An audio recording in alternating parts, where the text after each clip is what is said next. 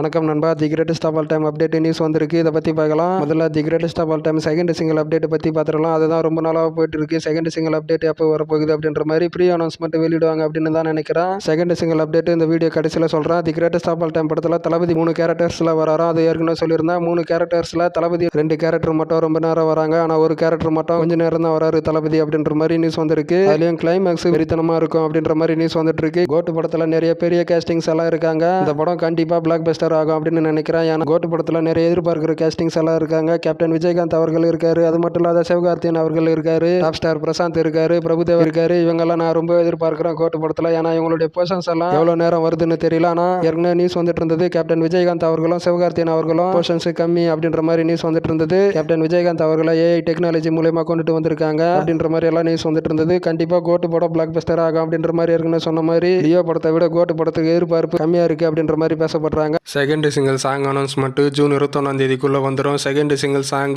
தளபதி 50வது பர்த்டே ஸ்பெஷலாக June 22 evening வர வாய்ப்பு இருக்கு. வெயிட் பண்ணி தான் பார்க்கணும் சாங் எப்படி இருக்கு அப்படின்னு. ஓகே தான் நண்பா சொல்லுறது. இந்த சேனலை மறக்காம சப்ஸ்கிரைப் பண்ணிடுங்க. தளபதி பற்றின எல்லா அப்டேட்ஸும் வரும். வீடியோ பிடிச்சிருந்தா லைக் பண்ணுங்க, ஷேர் பண்ணுங்க. ஓகே, நன்றி நண்பா.